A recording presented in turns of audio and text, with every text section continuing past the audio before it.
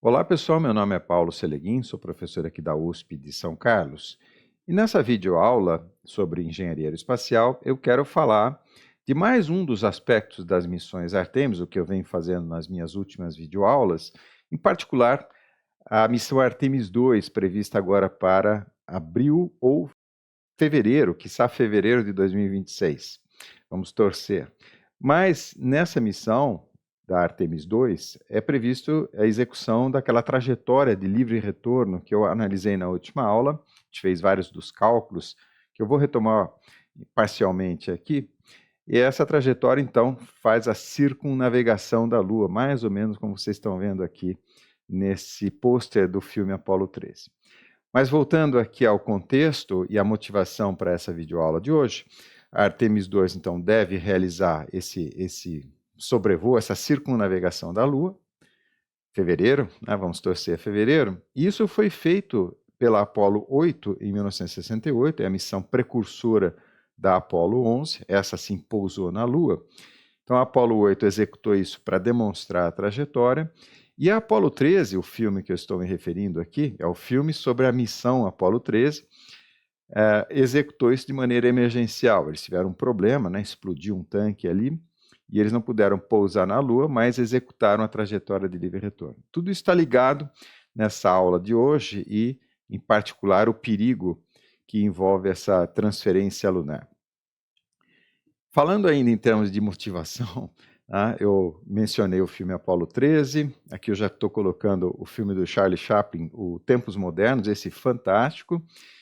E a motivação para a aula mesmo veio, eu estava assistindo agora nas férias vários dos filmes do James Bond, assim, a cada 2 anos eu tenho que assistir todos os filmes do James Bond. Eu estava assistindo aqui o Cassino Royale, e logo na abertura tem uma cena de perseguição com parkour. Essa ideia, né, o perigo que envolve isso, assim, o frisson que isso provoca, principalmente em quem assiste, tem uma analogia muito boa com esse perigo da transferência lunar.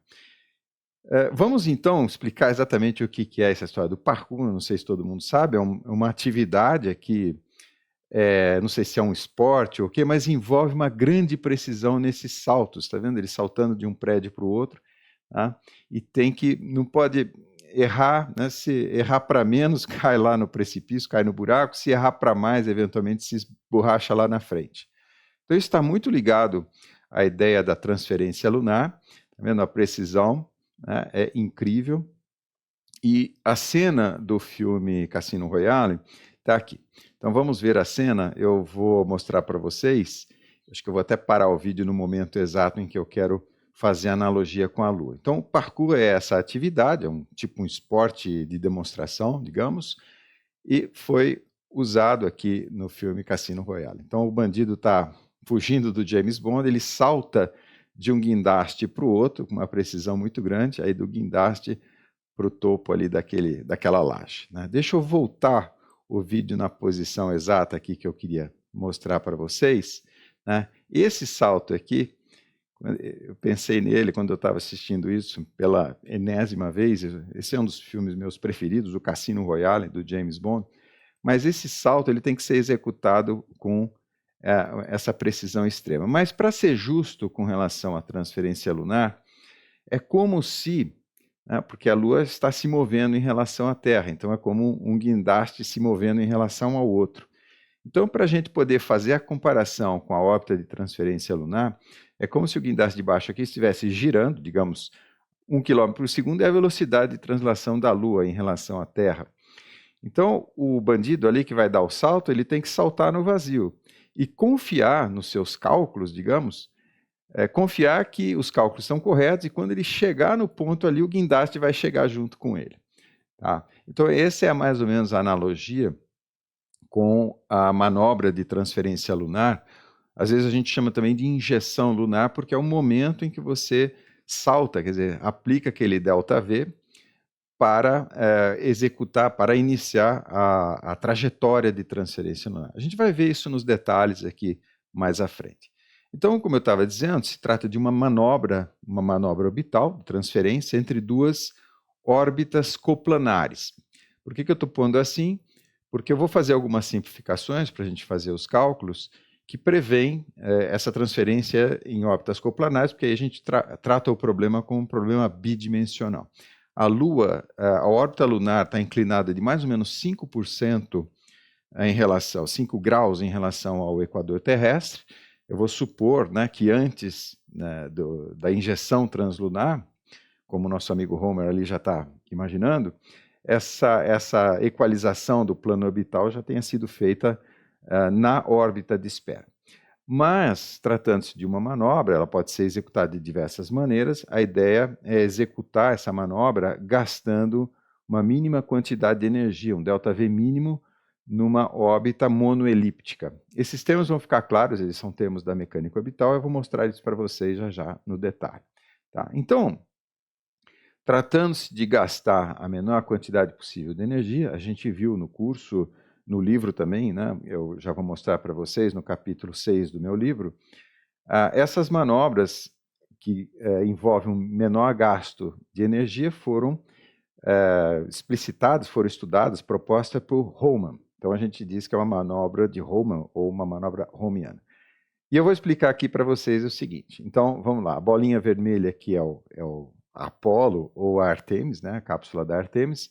Ela está nessa órbita azul aqui, que é uma órbita de espera, que é coplanar com a órbita da Lua, essa órbita em roxo aqui, e eu já estou colocando já a excentricidade, quer dizer, é muito aproximadamente uma órbita circular, mas como esse salto, né, esse parkour envolve uma precisão extrema, então é necessário considerar realmente que não é uma órbita perfeitamente circular. Então já tem os dados aqui da órbita da Lua, o apogeu é 405 mil quilômetros e o perigeu 363 mil quilômetros, né? E as velocidades então variam de 0,9 a 1 quilômetro por segundo, portanto praticamente esférica, mas não esférica.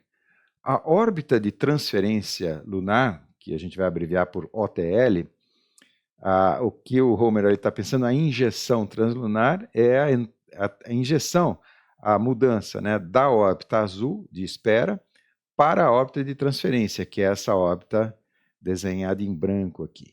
Tá? Então essa daqui é a órbita de transferência lunar. E ela tem como características o seguinte, para ser uma manobra Hohmanniana, portanto, envolvendo a menor quantidade de energia possível. Isso no livro eu provo para vocês, inclusive para transferências não monoelípticas, bielípticas ou diretas. Mas então, essa órbita em branco aqui, a gente já tem os dados dela, né? O apogeu da órbita de transferência é igual ao perigeu da Lua. Por que isso? Porque é o ponto em que a Lua está mais próxima da Terra. E o perigeu da órbita de transferência é igual ao perigeu da órbita de espera, que normalmente é circular, então é em qualquer posição aqui, correto? Então, esses dados a gente tem, e isso aqui, então, é a definição de uma manobra de Hohmann, que envolve, repetindo, o menor gasto possível de energia. Então, o perigeu da OTL é igual ao perigeu da órbita de estacionamento, e o apogeu da OTL é igual ao perigeu lunar.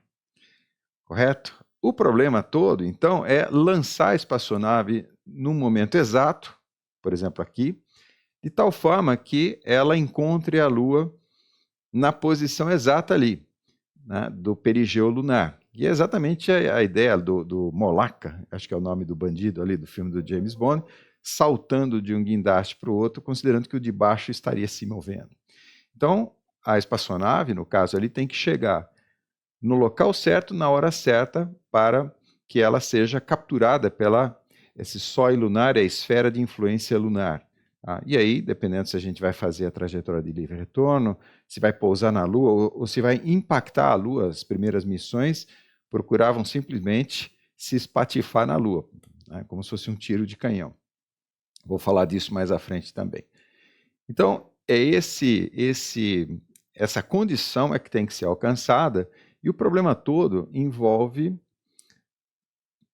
a instanciação da órbita de transferência, isso a gente já fez várias vezes nas últimas aulas, o que é relativamente fácil, mas envolve o cálculo da posição exata da Lua no momento do lançamento, que é a história do bandido ali no guindaste. Onde é que está o guindaste para eu saltar e de tal maneira que quando eu chegar naquela posição, o guindaste chega embaixo e o bandido, né, eu estou pensando como se fosse o bandido ali, não me espatifasse embaixo. Então, o problema todo é como calcular.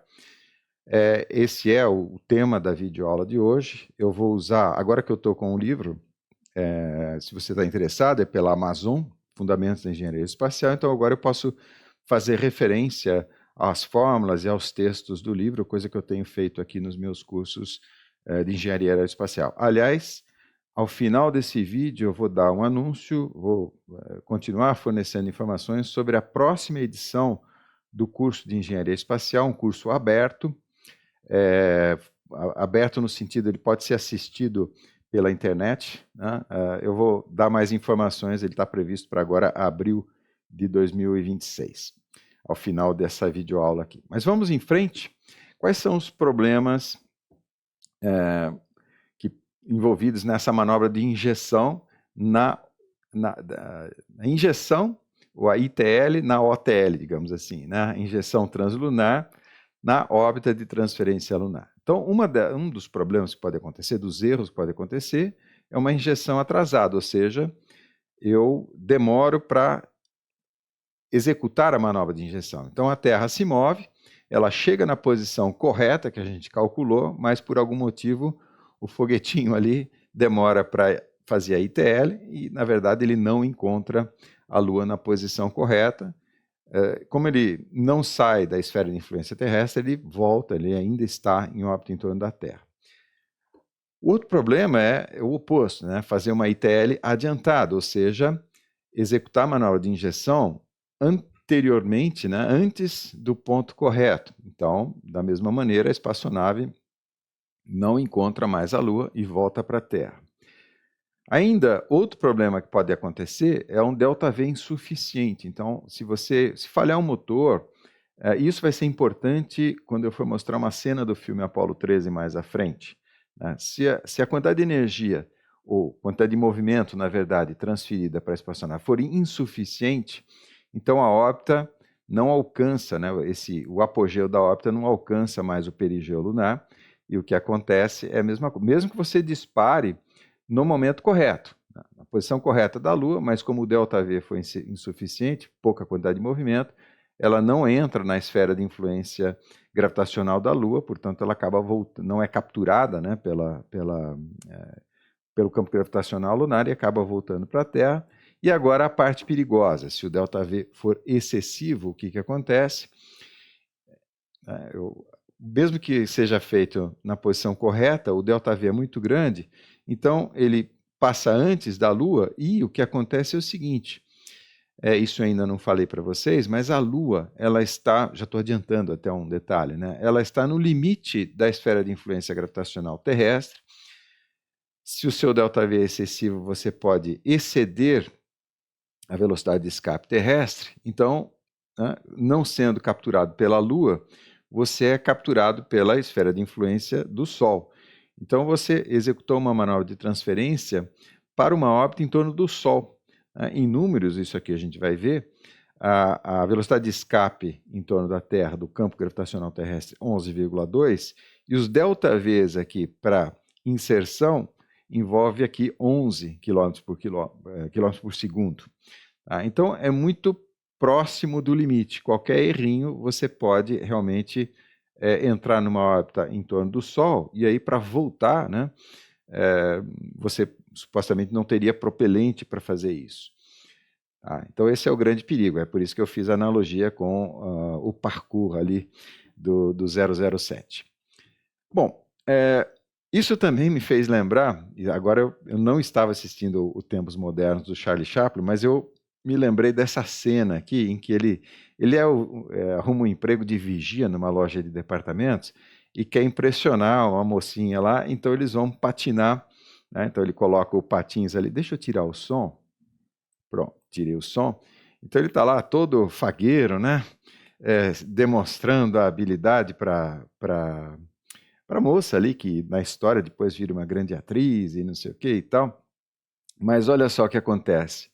Ele não percebeu que tem ali obras e o balaustre ali daquele andar, né, tinha sido demolido e ele agora vai para se exibir, vai fazer esse malabarismo todo com olhos vendados. E aí a gente fica assistindo esse filme. Aliás, tem no YouTube. Se você é um filme mudo, se você quiser assistir, vale realmente a pena. Muito legal.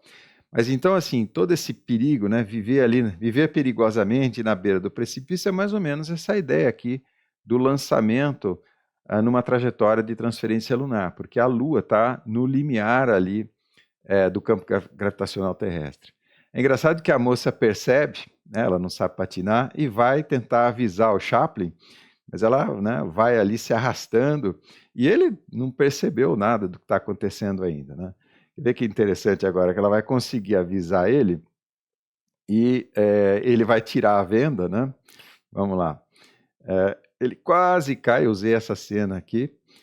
Olha agora, ele fica desesperado e não consegue mais patinar de tanto medo que ele tem.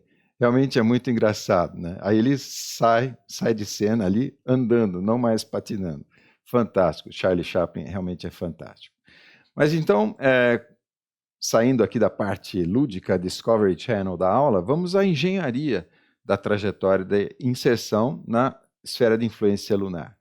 Essa engenharia ela envolve alguns aspectos que eu já tratei nas últimas aulas. Então, os 2 últimos vídeos aqui, se a gente vai construir uma base na Lua e análise da missão, principalmente da missão Artemis 2, né, que vai fazer essa segunda, da Artemis 3, perdão, né, que vai eventualmente pousar na Lua. Todo esse cálculo de ΔV, o cálculo do orçamento energético, a gente fez, então, nessas últimas aulas. Essa missão, ela envolve o seguinte, eu vou explicar para vocês aqui embaixo. Então, ela envolve o lançamento, primeiro, estou lançando aqui do Brasil, né, o nosso programa espacial. Então, o lançamento para uma trajetória de espera em azul, que seria essa trajetória 1 aqui. Uma vez na órbita de espera, e essa órbita ela é coplanar com a Lua, né, já estou omitindo alguns dos detalhes, você faz a ITL, a injeção na trajetória de transferência lunar, ITL na OTL. Então, no perigeu aqui, você aciona os motores, acelera a espaçonave, né, no caso a Artemis, por exemplo, a Orion, que é a cápsula, e aí você vai interceptar o campo gravitacional da Lua, como eu expliquei aqui nos últimos vídeos, né? Uma vez no campo gravitacional, se você quer pousar na Lua, por exemplo, você precisa desacelerar o foguete para ser capturado pelo campo gravitacional da Lua. Caso contrário, você vai executar uma manobra de passagem pela Lua. Do ponto de vista da Lua, essa manobra de passagem vai ser modelada como uma hipérbole. Eu vou mostrar já já. E, por fim, né, se for para pousar na Lua, em algum momento, desacelera novamente e equaliza a velocidade, porque a Lua está girando também, né? Esses cálculos todos, como eu mostrei para vocês, a gente fez aqui nas últimas videoaulas, então eu vou usar os resultados e eventualmente eu detalhe um pouquinho para não ficar tão no vazio agora, nessa aula. Mas o que a gente vai fazer agora, então, é analisar uma parte, né, essa parte aqui da transferência. Lembrando que os resultados que a gente obteve nas 2 últimas aulas, né, o ΔV total dessas operações, no caso das missões Apollo, 5,67 km por segundo, e no caso da Artemis, 6 km por segundo. E eu estou lembrando aqui, né, que esse ΔV é parecido, mas acaba tendo um impacto brutal na quantidade de propelente necessária, porque, ao contrário das missões Apollo, as missões da Artemis prevêem a construção de uma base na Lua, e especialmente no polo lunar. Então, vai ser necessário o transporte de uma grande quantidade de carga, né, para construir essa base, alguma coisa como 500 toneladas, que é mais ou menos a massa da estação espacial hoje. Né? E essa comparação é interessante porque a estação espacial ela tem todo o sistema de suporte de vida, né, o que supostamente seria necessário para manter os astronautas ali na Lua. Então, esse ΔV de 6, que não é muito maior do que o 5,67, acaba representando, né, não existe foguete lançador capaz de colocar 100 toneladas que seja na Lua. Né? Essa é a ideia justamente do contrato com a SpaceX. Mas então tudo isso foi visto nos últimos vídeos. Se você ficou interessado por esses detalhes que eu mencionei agora, então recomendo, né, que assistam aos vídeos ali. E nós vamos analisar exatamente a trajetória de injeção, né, a trajetória de transferência, ou a injeção na trajetória de transferência, que tem que ocorrer numa posição específica da Lua. Então vamos lá, como isso pode ser feito, né? Então, só para explicar aqui as minhas transparências, o cálculo do ΔV eu vou supor que já tenha sido feito, porque já foi feito, e o que nós vamos fazer na aula de hoje é o cálculo da posição exata da Lua no início da OTL, ou seja, da ITL na OTL. Esses termos, né, da engenharia aqui, do jargão de engenharia aeroespacial, confundem, então, às vezes eu vou explicando para vocês. Mas vamos lá, tem duas maneiras de fazer isso. O método Nutella, digamos, né, e o método Ninja. Também usei essa brincadeira nas aulas passadas. Mas vamos lá. Obviamente, isso é um problema comum, acontece comum que eu digo assim, já aconteceu no passado, o próprio Kepler tratou disso e propôs uma equação, chamada equação de Kepler, que está representada aqui. É uma equação para quê? Para calcular a posição de um corpo, né, uma posição qualquer de um corpo numa trajetória orbital. Tá? A equação de Kepler, a gente precisa lembrar o seguinte também, isso eu explico bem no livro, né? Ela foi feita para resolver um problema que ele é transcendente matematicamente falando, ou seja, não tem solução algébrica. O simples fato de não ter uma solução algébrica também gerou polêmica na época do Kepler, mas esse é um assunto interessante, mas paralelo. Então ele não tinha computador para resolver essa equação transcendente, como nós temos hoje, então ele bolou estratégias de solução. O próprio Newton usava coisas semelhantes. Eu peguei essa figurinha do Kepler aqui porque tem esses gráficos, né? Se fazia muita coisa de maneira gráfica, através de nomogramas. Eu vou mostrar para vocês. Então ele reformulou matematicamente o problema, gerando o que a gente chama de equação de Kepler, e essa reformulação do problema foi feita a partir de algumas variáveis transformadas, digamos assim. Então acompanhe comigo aqui os nomes primeiro. Eu não estagiei a transparência, mas eu confio que vocês vão seguir aqui pelo meu mouse. Em primeiro lugar, né, os nomes, vou falar dos nomes. Então você tem um corpo numa trajetória elíptica, né, uma órbita elíptica, a posição desse corpo é dada por duas coordenadas, uma trajetória plana, então você precisa de duas coordenadas. O raio vetor, o R aqui, e o ângulo, é o θ, nesse meu desenho, que recebeu o nome de anomalia verdadeira. É um nome estranho, mas eu já vou explicar o porquê desse nome, né? Então essas são as coordenadas naturais, digamos, né, coordenadas polares, R e θ. Tá? A equação de Kepler ela foi reformulada em termos de outras variáveis, também chamadas de anomalia. Então, a anomalia média, ME, e a anomalia excêntrica. Tá? Então, o E é anomalia excêntrica e ME é anomalia média. E já dá para ver que nessa equação aqui, o E, a anomalia excêntrica, que é uma das variáveis, ela é transcendente, né? Não tem como você resolver algebricamente essa equação. Tá?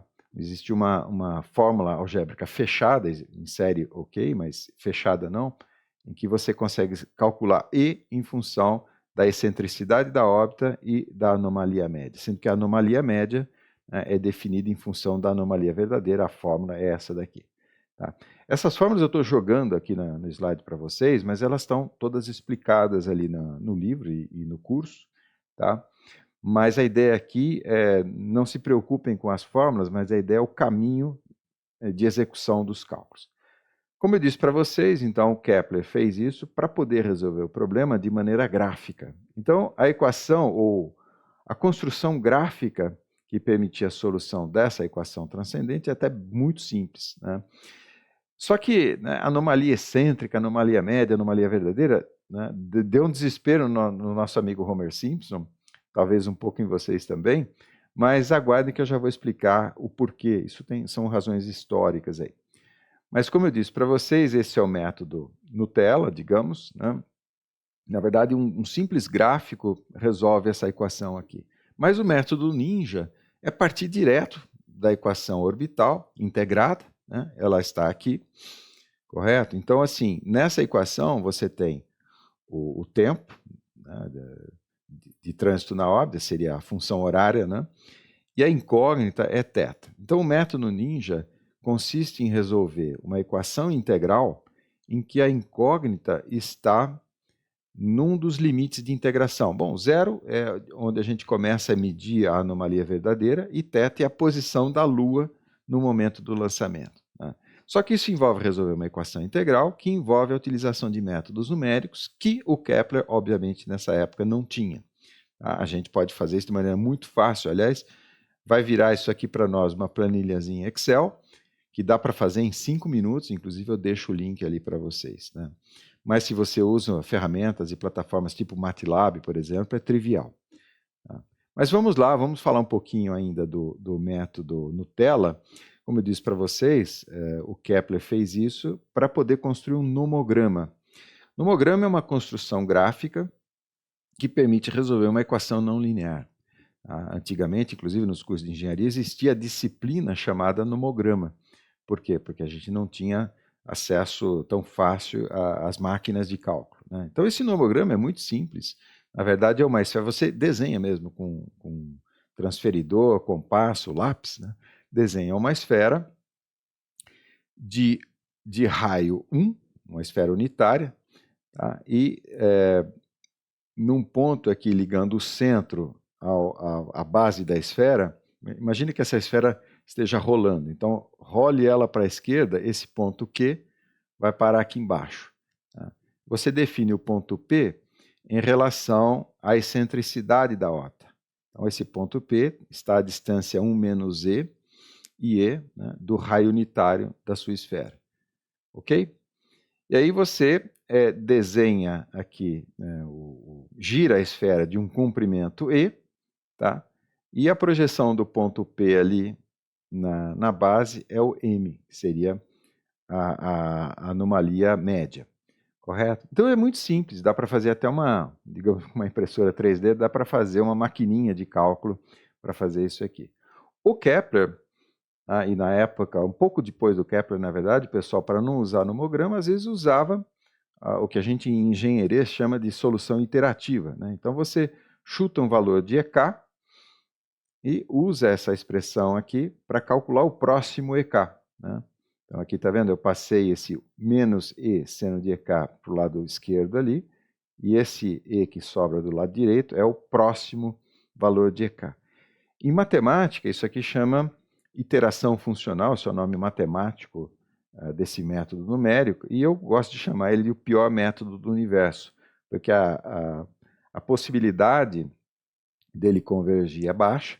Existem critérios de convergência que, para você saber se o seu esquema de iteração é convergente ou não, você calcula derivadas, né? Só que eu digo o seguinte, se você vai calcular derivadas, então já use um método tipo Newton-Raphson, por exemplo, que é muito, muito, muito mais robusto. Tá? Então, esse aqui, digamos, é um dos caminhos de solução que eu não vou usar hoje, né? Eu só quis mostrar para vocês porque é bastante interessante, inclusive eu gosto muito de falar aqui do pior método do mundo, porque assim, 9,9 engenheiros entre 10 acabam usando esse método, né? E é o pior do mundo. Mas vamos lá então, a gente vai fazer pelo método Ninja, já vou mostrar, e agora eu quero só mostrar aqui para vocês as etapas do cálculo. Tá? Então, em primeiro lugar, a instanciação da órbita de transferência lunar, isso aqui a gente fez várias vezes, mas eu vou repetir aqui com vocês. Aí sim, o cálculo propriamente dito, né, do tempo de trânsito Terra-Lua.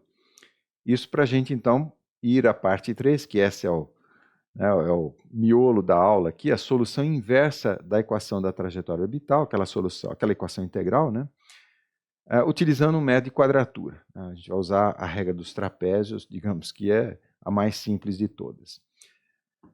E voltando ali àquela questão, né, da anomalia média, excêntrica e verdadeira, só para eu completar ali o raciocínio, na verdade é o seguinte, o termo anomalias, ele era empregado porque nos tempos de Kepler, se imaginava que os corpos eles deveriam seguir trajetórias perfeitamente circulares com velocidades constantes. Esse é o modelo geocêntrico de Ptolomeu.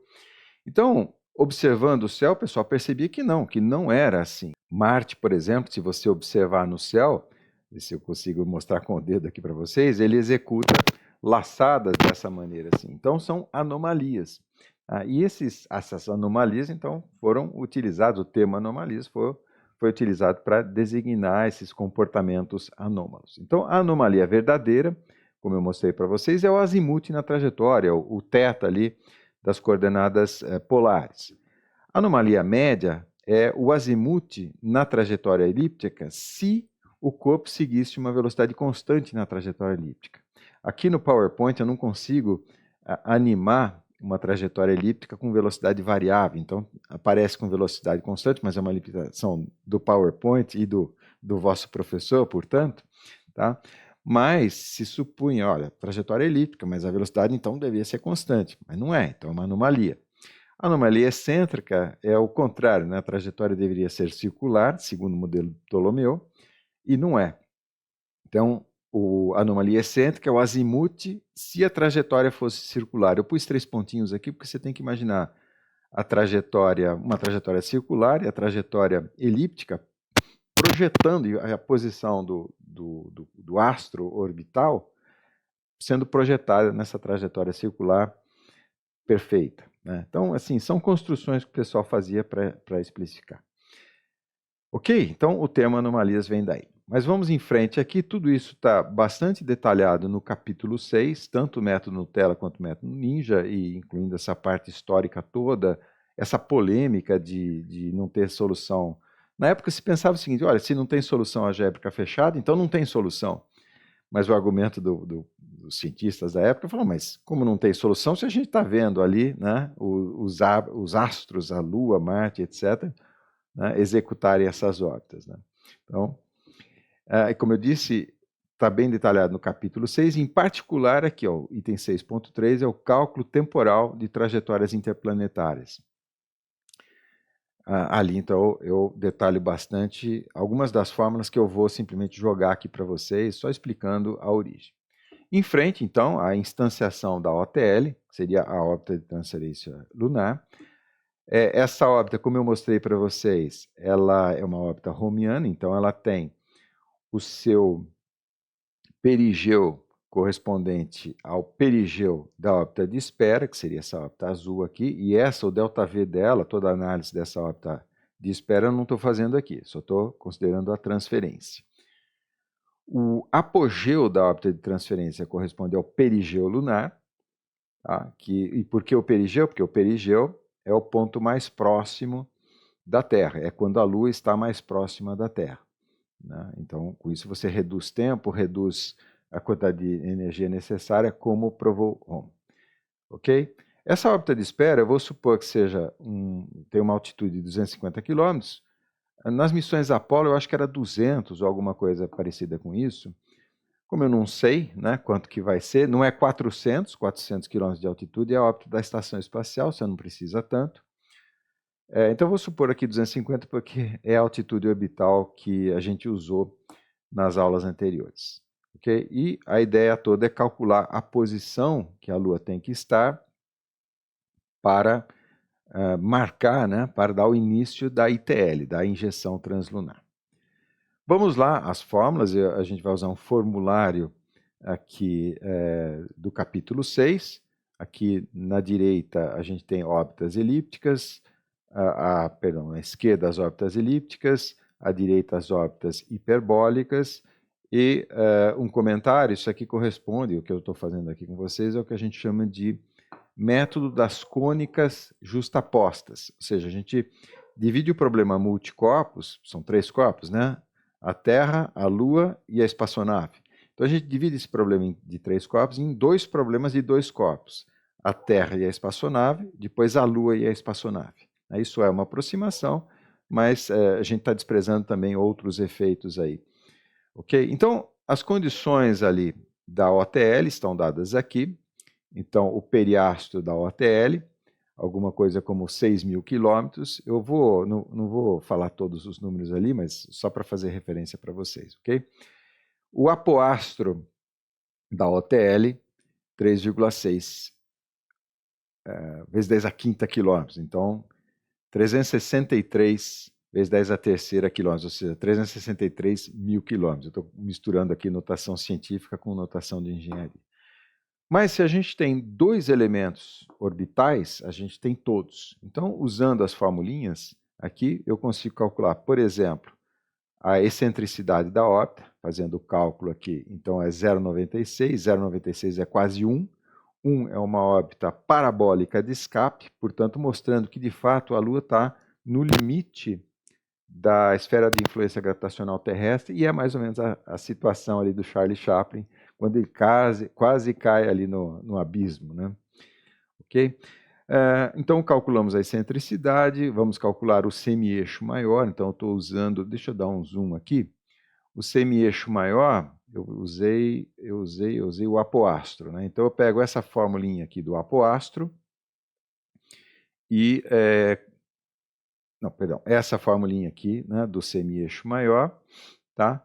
Então, estou dividindo uma pela outra e eu consigo calcular o apoastro. Um parênteses, eu não estou mostrando aqui os cálculos, e eu estou simplesmente mostrando mais ou menos as fórmulas e estou também omitindo algumas passagens, porque às vezes eu pego, por exemplo, essa fórmula aqui, olha, ela vem, bom, você pode obtê-la de diversas maneiras possíveis, mas assim, você pode dividir, vamos ao zoom de novo, né? Você pode pegar essa fórmula aqui do apoastro, ou apogeu, né, no caso da Terra, dividir por essa, para cancelar o termo L quadrado sobre μ. L é a quantidade de movimento angular, μ é a constante gravitacional, né, da Terra.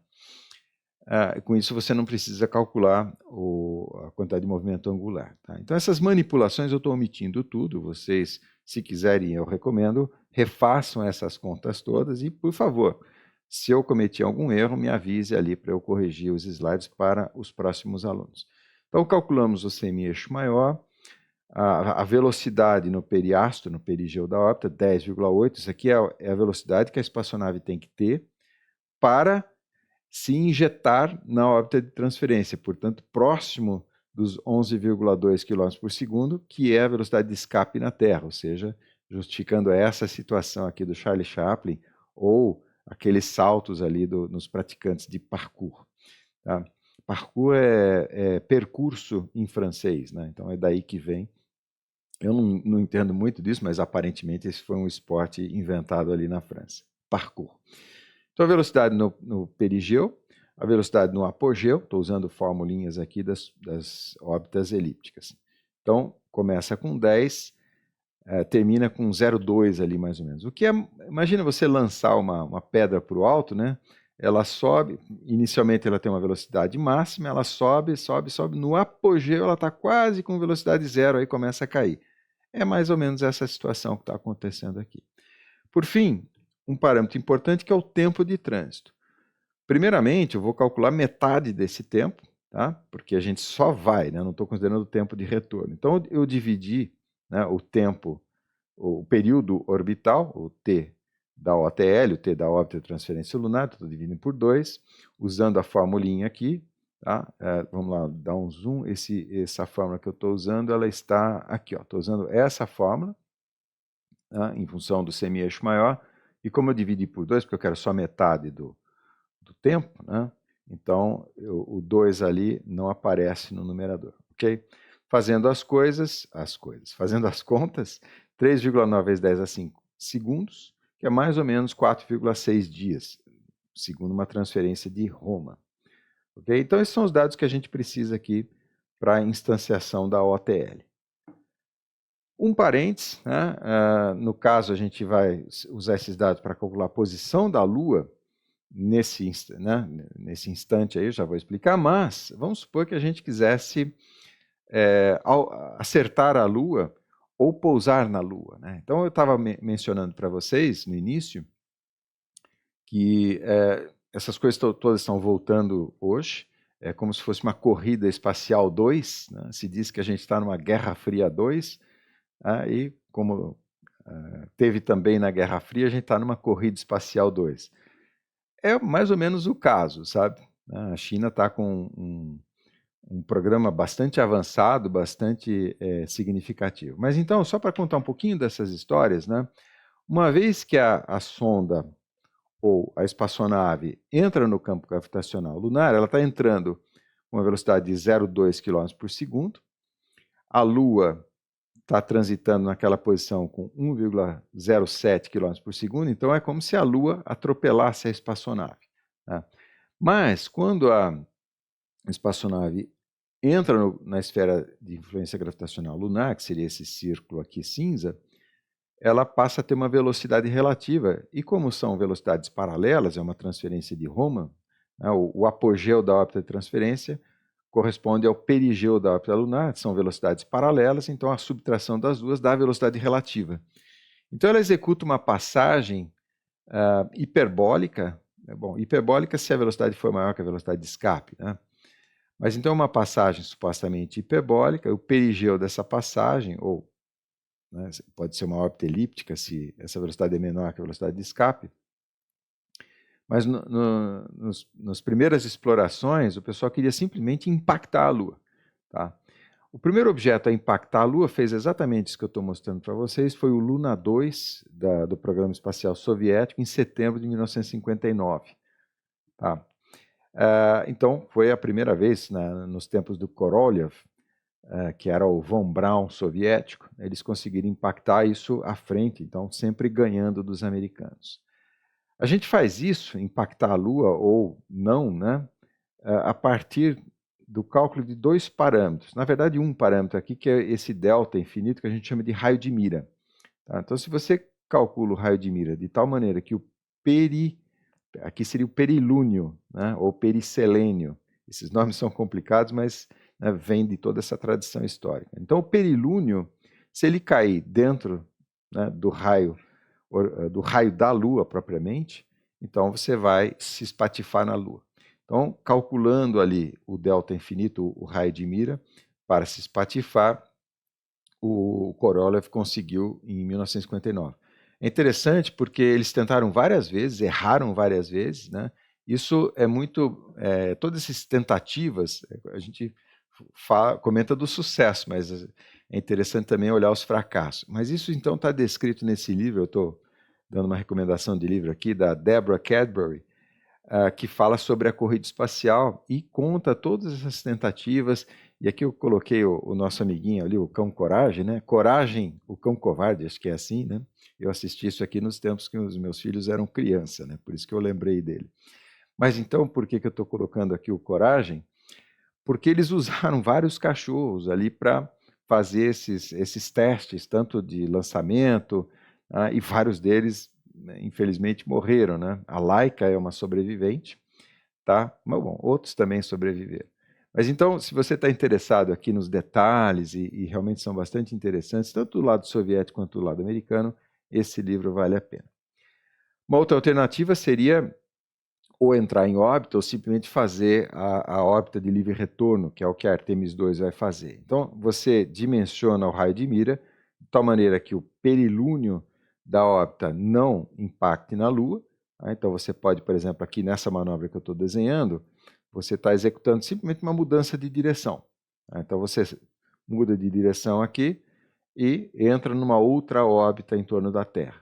É possível calcular de tal maneira que você volte 180 graus aqui, né? Aí a linha das apsides tem que coincidir com a velocidade da Lua. Tudo isso você faz calculando aqui o raio de mira correto.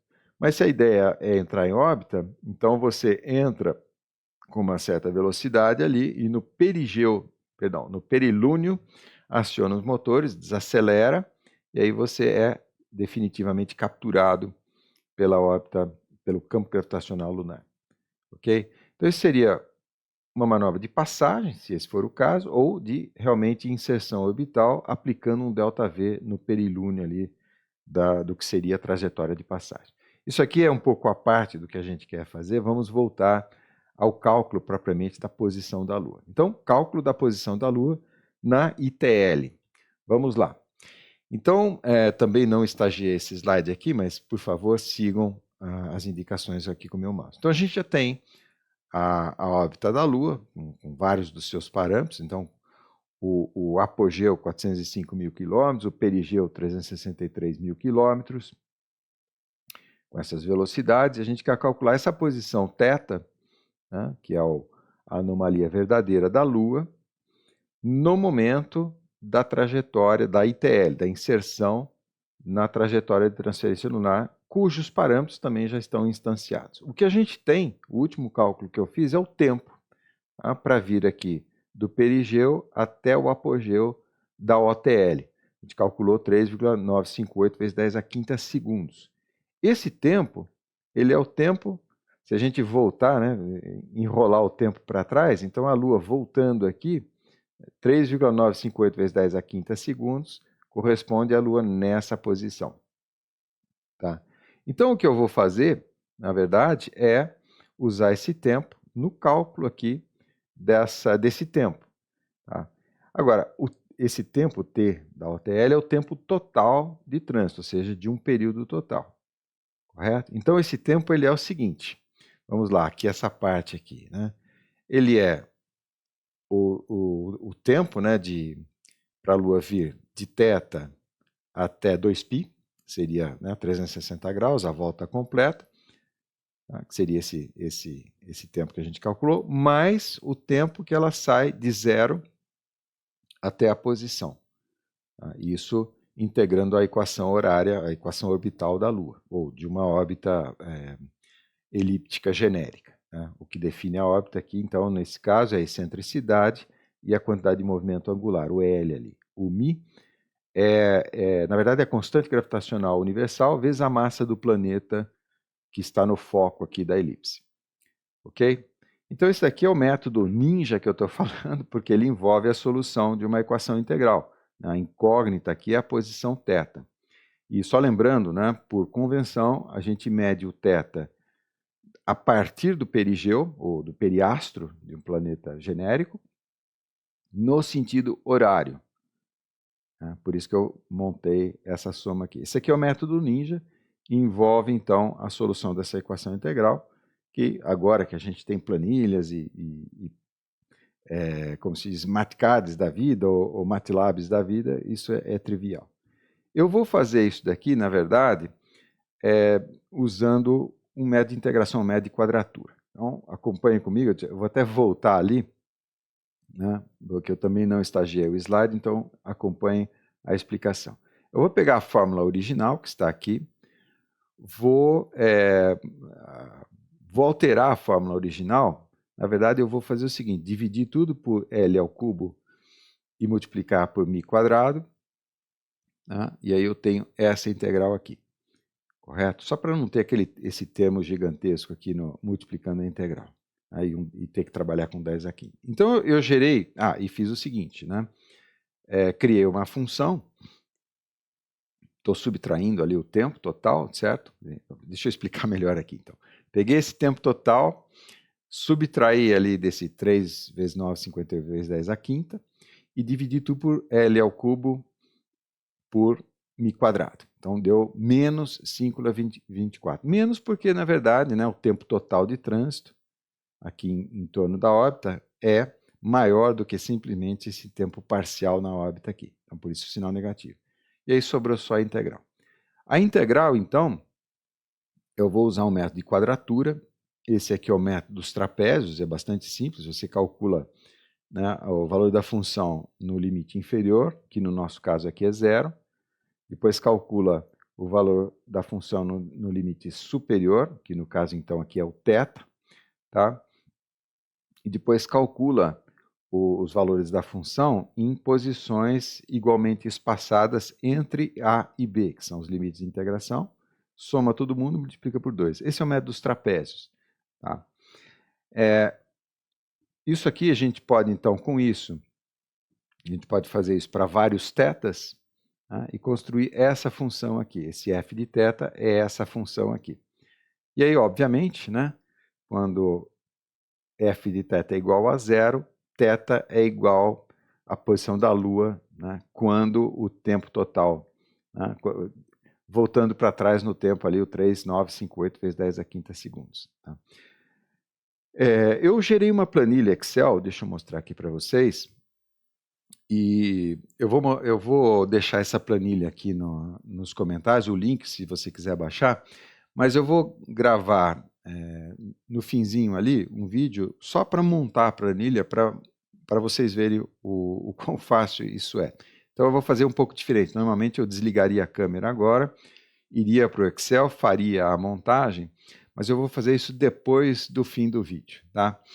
Porque eu percebi que muita gente salta essa parte do vídeo. Não tem problema nenhum saltar, mas eventualmente saltando você pode perder alguma explicação interessante que eu possa dar. Então, o link da planilha vai estar nos comentários, na descrição do vídeo, na verdade, e depois do fim do vídeo vai ter uns 5, 10 minutos ali só para programar essa planilha. Então vamos em frente aqui, né? Uma outra coisa interessante que eu preciso mostrar para vocês é o seguinte, tá bom, então eu calculei a posição da Lua, até esqueci de mencionar a resposta, né? Deixa eu voltar alguns slides. Fazendo o cálculo aqui, né? Eu fiz o cálculo, a planilha está ali mostrada para vocês, então o resultado é da anomalia verdadeira da Lua, 293,65 graus. Tá, mas o que eu faço com esse número? Tá? Como é que eu sei em que data, né, em que dia, em que hora a Lua vai estar naquela posição? Tá? Então, aí é uma outra informação interessante, bom, pelo menos eu imagino que você considere interessante, né, que são as tabelas que a gente chama de efemérides. Tá? Uma que eu gosto de usar bastante é aqui do JPL, da NASA, e simplesmente você coloca lá, por exemplo, o que você quer, né? Então, o corpo, a Lua, então você quer as efemérides da Lua, a posição, as coordenadas, então, geocêntricas, eu quero saber onde vai estar a Lua estando na Terra. Tá? Coloca ali uma faixa de tempo, então eu peguei ali 2026, tá? Entre janeiro e fevereiro de 2026. Peguei uma data aqui, né, e pedi uma tabela. Eu vou desligar a câmera e vou mostrar rapidinho para vocês como é que isso funciona. Então, vamos lá. Eu vou desligar a câmera aqui, Ctrl Shift 3. Né? Aí você vê um aviso ali girando, que é o aviso para o professor aqui lembrar de desligar e lembrar de ligar a câmera de novo. Tá? Então, eu vou pular agora para esse site aqui da NASA, onde tem essas efemérides. Então, eu estou aqui no site da Horizons, do sistema Horizons, da JPL. Como vocês veem ali, eu já coloquei a Lua. Então, se você clicar ali e editar, você pode... Mars, por exemplo. Então, você... Marte ou baricentro, marciano. Então, você escolhe a sua posição, se é geocêntrico ou não, etc, etc. Clique em Generate aqui e ele gera uma tabela, que eu vou mostrar ali para vocês, né, com os vários dados orbitais. Muitas vezes os dados de órbitas eu tiro aqui do JPL, que vem nessa parte inicial da tabela, e aí as efemérides propriamente dita. Tá? Então a gente tem aqui as várias coordenadas, datas e etc, tá? Naquele período de tempo que eu pedi para gerar, e aqui inclusive uma explicação, tá? Do que são essas variáveis aqui, olha. Tá? A data, tá? O RA, por exemplo, vamos ver, o que é RA? RA é a ascensão reta, como a gente diz em português, right ascension em inglês, tá? E a declinação, né, que são as duas coordenadas fornecidas. Tá? E etc. Dá até a magnitude e o brilho da Lua naquela coordenada, naquela posição. Então, são várias das efemérides. Tá? Eu queria mostrar isso para vocês porque é bastante interessante. Deixa eu voltar ali na apresentação e vamos lá, modo de apresentação. E agora sim, ligo a câmera. Não, essa daqui. Perfeito. Então, câmera ligada, vamos em frente aqui. Então, só para linkar com a aula, né, a gente calculou a posição da Lua em relação à sua órbita e a gente consegue, gerando as efemérides, que está ali na outra janela, não sei se vocês estão vendo aqui, tá? Aí eu consigo ver, por exemplo, a data e a hora exata em que a Lua vai estar naquela posição que eu calculei. É assim que funciona essa tabela. Isso para ter uma data de lançamento ou de desencadeamento da ITL. Agora, como é que os astronautas faziam? E eu vou fazer uma ligação com os tais nomogramas do Kepler. Porque, lembra, as coisas podem falhar, você tem o seu computador ali fazendo todos os cálculos para vocês, mas pode falhar de fato falha, isso é lei de Murphy, né? Quando uma coisa pode dar errado, ela dá errado, e isso aconteceu na Apollo 13. Então agora eu vou fechar o finalzinho da aula aqui, comentando como é que funcionou no caso da Apollo 13. Então, a gente tem as efemérides, que permite o computador calcular, né, cronometrar o instante de lançamento. Mas é possível fazer isso também visualmente, né, usando uma espécie de nomograma. Se vocês olharem as janelas tanto do módulo de comando da Apollo, esse aqui é a janela do módulo de comando da Apollo 11. Ela tem, tá vendo aqui, uma gradação em graus, né, uma gradação em graus, que era usada, bom, não é só para essa ITL, para outras coisas também. Então aqui é a janela da Apollo 11, vendo o módulo lunar. O módulo lunar, eu vou mostrar a cena da Apollo 13, só para mostrar aqui para vocês, aproveitar que está na figura, o módulo lunar tinha esses foguetes laterais, são propulsores laterais, tá, em cruz assim, está meio fora de foco, mas dá para inferir, né? Isso vai aparecer no vídeo.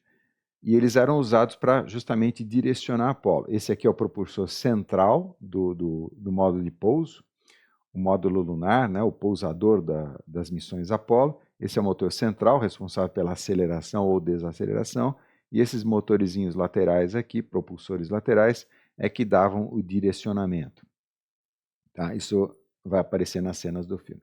Então, essa aqui é a janela do módulo de comando, e aqui é a janela do módulo de pouso, né? E da mesma maneira tem ali uma escala graduada desenhada, tá? E isso aqui vai aparecer na cena do filme Apollo 13 já já. Essa escala, na verdade, ela era uma escala usada pelos pilotos na hora do pouso. Acho que eu tenho aqui, ele chamava de LPD, que é o Landing Point Designator, que era uma escala que ajudava o computador está fazendo todos os cálculos, mas o piloto ele pode conferir, digamos assim, os cálculos do computador, coisa que é extremamente importante, sabe? A gente ter uma ideia grosseira que seja dos cálculos que o computador está fazendo.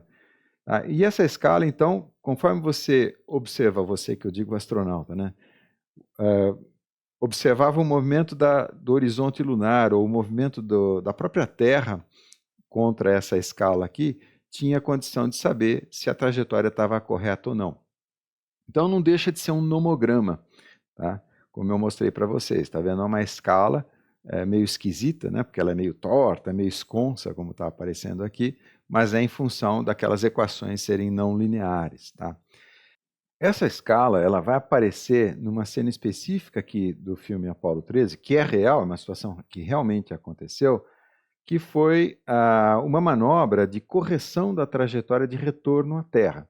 Eles executam a trajetória de livre retorno, mas quando estão chegando próximos à Terra, o ângulo ali de entrada não é adequado, ela poderia se queimar, né, na atmosfera terrestre, então eles precisam executar uma manobra de correção.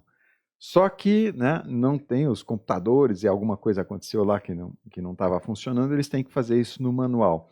E eles vão fazer isso usando essa escala. Então, eu vou mostrar para vocês a cena do filme. Acho que eu tirei o som. Então, tá lá o Tom Hanks, que é o Jim Lovell, tá? Ele colocou o visor ali, tá vendo a escala, né? E o planeta Terra ao fundo. Ele está explicando ali para os outros astronautas, que é o Sigert, que foi o que substituiu, né, o oficial, que é o Kevin Bacon, o ator. Eu fico falando, né, eu pulei o cena. Então eles dão início ali à propulsão, né, e a espaçonave ali está toda torta, né? Então eles lutam para, vendo ele olhando pelo visor, né, e eles lutam para manter a Terra numa certa posição relativa em relação aqui ao nomograma, tá vendo? Isso acionando os propulsores que, para complicar ainda, tinham um acionamento inverso, né? Quer dizer, se você queria ir para um lado, você tinha que acionar o propulsor para o outro, tá? Então ele consegue estabilizar mais ou menos, e aí desliga os motores e está tudo bem. Então essa cena mostra muito bem, né, todos esses, né, o que eu disse ali de perigo da transferência lunar. No caso da Apollo 13 é o retorno à Terra, mas é um outro perigo, digamos assim, e a necessidade de uma precisão extrema ali no lançamento. Tá? E a utilização de ferramentas rudimentares que seja, tá? No caso aqui o nomograma desenhado na janela do módulo de pouso da Apollo. Esse filme é muito legal, vale realmente a pena vocês assistirem. Ok? Continuando aqui, como eu havia falado no início, um aviso sobre o nosso curso de Engenharia Aeroespacial. É um curso de extensão com certificação da USP. Tá? Está previsto agora para 30 de março a 3 de abril, então é uma semana, são 40 horas de curso, 6 professores do Departamento de Engenharia Aeronáutica e do Departamento de Mecânica. É um curso presencial ou telepresencial, ou seja, você, né, dependendo do número de pessoas inscritas, a gente vai lá no anfiteatro, possivelmente do CETEP ou da Aeronáutica, mas ele vai poder ser assistido também online. Só que ele não é um curso aberto, né? O curso aberto é outro curso, é um curso de 20 horas, né? E só eu ministro essas aulas, né? Então esse aqui já é um curso, digamos, fechado, mas pode ser assistido online. Tá? Ele tem uma taxa de inscrição, são R$200, e é a única taxa que vai ter, não tem mensalidade, não tem nada. Tá? Para os avisos, eu criei um e-mail, como eu venho fazendo todos os anos, engaeroespacial2026gmail.com, e tem um formulário de pré-inscrição, que eu recomendo fortemente que vocês façam. O endereço algébrico está aqui, e o QR Code, se você escanear esse QR Code, você já cai lá. É um Google Forms, com algumas perguntinhas, e a questão é o seguinte, eu vou compilar os pré-inscritos, compilar uma lista, e vou passar os avisos para essa lista através desse e-mail aqui. Tá? Entre outras coisas, também nos ajuda, eu pergunto ali se você vai fazer presencial ou telepresencial.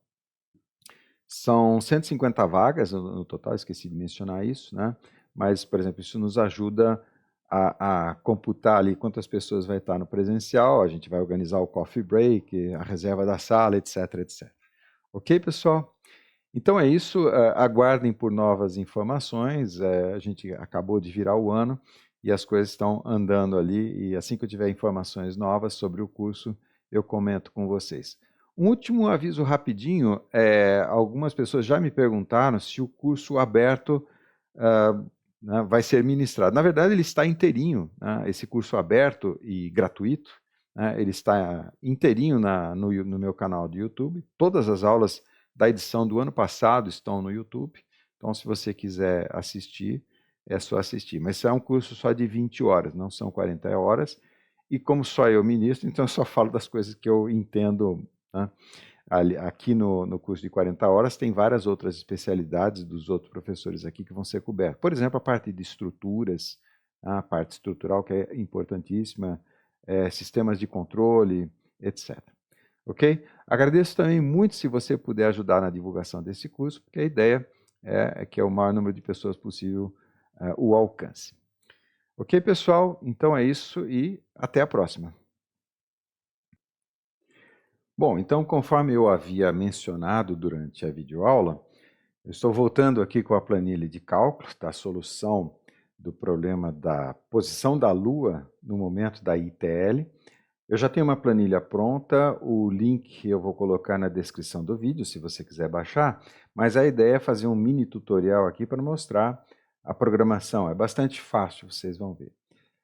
Para não estragar aquilo que já está funcionando direitinho aqui, eu vou criar uma cópia dessa planilha e vou apagar aqui a programação toda e a gente faz isso juntos. Então vamos lá, criar uma cópia da planilha, mover ou copiar, criar uma cópia, ok. Então criada a cópia, eu vou agora, vou apagar tudo isso aqui, ó, né? Vou apagar tudo isso aqui até lá embaixo e eu vou explicar os parâmetros do problema. Só uma observação, eu já deixei pronta aqui algumas fórmulas que eu vou usar durante a programação ali. Vamos aos parâmetros, eu coloquei aqui nas colunas à esquerda, então o θ, esse θ aqui seria a solução, eu já salvei com a solução, mas vamos supor que o nosso chute inicial seja 250 graus. 250 graus é o nosso chute, né? da solução, ou seja, o valor de θ que zera a função f ali. Eu já deixei salvo o valor aqui para a gente não perder. Eu vou dividir isso em 200 partes, quer dizer, eu vou calcular essa integral aqui em 200 partes, dividindo o intervalo AB em 200. Eu posso fazer diferente, mas eu coloquei 200 aqui. Isso corresponde, então, a um Δθ, que é o 250 dividido por 200, de 1,25 graus. Aqui eu coloco a excentricidade da órbita da Lua, está colocada ali, é o 0,055, mais ou menos. E aqui eu já deixei a solução pronta. Então vamos lá. Primeiro o meu contador K, que é esse K aqui, olha. Lembrando que na fórmula genérica o A para mim é zero, a gente sempre começa do perigeu, cuja posição angular, a anomalia verdadeira é zero. Então o A para mim é zero. E o B é o 250, se vocês ainda não pegaram isso. Mas então eu vou gerar o meu contador, 0, 1 até 200, então vou copiar isso até lá embaixo. Parece que ele me ouviu falando, até 200. Aí vou gerar o x, seria esse valor aqui. Então, o x para mim é simplesmente igual ao k vezes o Δθ, que é a célula B4. Eu só vou ancorar esse endereço, porque daqui a pouco a gente vai copiar ela lá para baixo, e aí eu não quero que esse endereço mude. Passo seguinte, calcular o f. O f é o integrando. Aqui, olha, é 1 sobre 1 mais e cosseno de x, etc. Então, vamos lá, igual a 1 sobre 1 mais a excentricidade, vou ancorar o endereço, vezes cosseno da fórmula aqui, está na célula F2. F2. Só tem uma coisa, já vou fazer aqui com vocês, fecha parênteses e eleva ao quadrado. Aqui, olha, eu estou pedindo ali o x em radianos, né? E eu gerei, o Δθ está em graus, então eu preciso mudar para radianos, é só multiplicar por π e dividir por 180. Vamos lá. E aí, a integral é simplesmente a soma, né? Quer dizer, essa soma ali. Mas então, agora sim eu posso copiar isso tudo lá para baixo. Vamos copiar até o 200. Opa!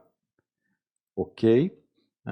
Aqui, então, eu tenho o f de A, que seria f de 0, é essa célula. Depois eu tenho a soma, depois o f de B, que é o último valor lá embaixo. Então, nessa posição H2, eu vou colocar o valor da integral e vou usar a regra dos trapézios para calcular isso daí. Então, vamos lá, igual ΔX sobre 2, então é o Δθ, passar para radianos, então π divide por 180, divide por 2. Vou dar um Enter aqui só para ver se eu não errei. Aí eu vou programar agora o que está dentro do parênteses. Então, vezes, abre parênteses, f de A, que é o f de 0, está nessa posição, mais, eu já vou pôr aqui o f de B está lá embaixo, então está nessa posição aqui, tá? Mais a soma de G3 até G201, perfeito, tá? Vezes 2, então, vou pôr o 2 aqui na frente, só para ficar igual à fórmula. E aí, vamos fechar todos os parênteses que eu abri. Deve estar ok ali. Vamos ver? E agora sim, f de θ é simplesmente esse valor. Então, igual esse valor menos 5,24. Menos 5,247898. 7898, Enter. Então, agora, tudo que eu preciso fazer é achar o θ que zera a função f. Tem várias maneiras de fazer isso. Eu posso fazer um gráfico, como eu mostrei ali no slide para vocês, ou eu posso usar o método da bissecção, que está aqui embaixo. Até vou tirar as fórmulas de lado aqui, para vocês verem, que é o seguinte, por tentativa e erro, um problema simples assim é bastante fácil. É só a gente analisar o sinal da função, né? Então, eu chutei 250 graus, deu negativo, então estou nessa situação aqui. Eu vou chutar 300 graus, por exemplo. 300, olha o sinal aqui, mudou para positivo. Então, eu estou nessa situação. Então, a solução está entre o positivo e o negativo, então eu vou chutar 250, 300, vou chutar 275, chama bissecção, se você sempre dividir o intervalo no meio, né? Então, 275 continua negativo, então a gente está aqui no x2, vamos para 285, né? Continua negativo, 290 negativo, mas diminuiu bastante, então 291, repara que está diminuindo o valor absoluto, né? 292, tá? 293, ainda negativo, 294, positivo, tá vendo? Então, eu vou cercando a solução, né? É trivial, agora simplesmente vou pôr o valor correto ali para vocês verem. Então, 293,659, tá? Então, deu um valor negativo, mas é um 10 a menos 5. Então, já alcancei o meu zero numérico aqui, ok? Então, é simples assim, né? Usando a regra dos trapézios. Obviamente, existem métodos mais sofisticados, métodos de Gauss, né? Métodos de quadratura, se você quer fazer com menos pontos, depende da utilização. Existem aí uma infinidade de métodos de integração numérica. Então é isso, só lembrando, eu vou deixar o link da planilha na descrição do vídeo. Até a próxima e esqueci de dar um aviso, se você tiver sugestões de temas para eu abordar aqui dentro dessa linha Engenharia Aeroespacial, eu agradeço enormemente. Até mais então.